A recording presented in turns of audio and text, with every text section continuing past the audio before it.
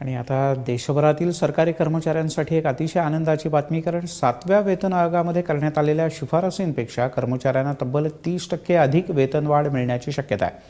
येत्या 18 जूनला या संदर्भातला अंतिम अहवाल सादर होणार आहे. त्यामुळे उत्तर प्रदेश आणि पंजाबमधल्या निवडणुकांच्या आधी 7व्या वेतन आयोगाची अंमलबजावणी होण्याची शक्यता नाकारता येत नाही. हा प्रस्ताव मंजूर झाला तर कर्मचाऱ्यांना जुलै महिन्याचं वेतन हे नवीन शिफारसींच्या नुसार मिळेल. ते 1 ऑगस्ट रोजी खात्यात जमा होईल. देशभरातील 48 लाख केंद्रीय कर्मचारी आणि 55 लाख निवृत्ती वेतनधारक कर्मचाऱ्यांना याचा फायदा होणार आहे. त्यामुळे लवकरच सरकारी कर्मचाऱ्यांना थेट बँक खात्यात खुशखबर मिळण्याची शक्यता आहे.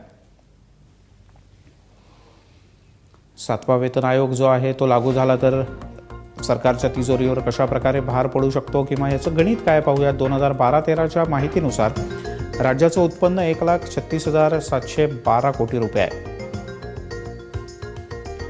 86,797 कोटी कर्मचाऱ्यांचे पगार आणि निवृत्ती वेतनावर खर्च होतात.